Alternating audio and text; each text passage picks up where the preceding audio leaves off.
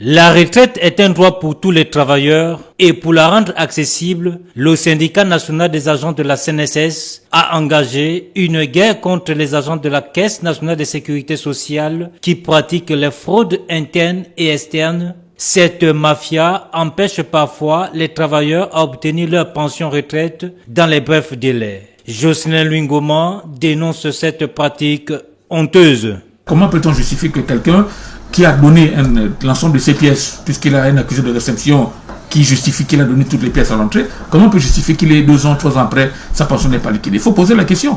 Qu'est-ce qui se passe? Pourquoi est-ce qu'une pension peut ne pas être liquidée 3 ans après? À la Caisse nationale de sécurité sociale, plusieurs fraudes sont pratiquées par les agents fraudeurs. Le président du Sénat CNSS énumère quelques-unes d'entre elles. Et donc, il y a une autre fraude qui se pratique ici. Et il y a une autre chose qui se pratique ici, celle de falsifier la carrière des usagers.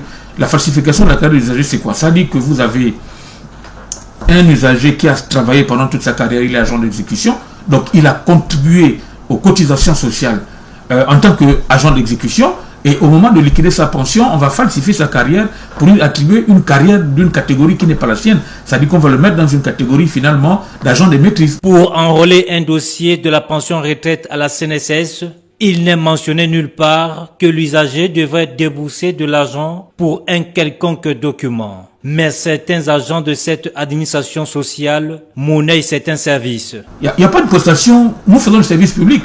Aucun service public ici n'est payant.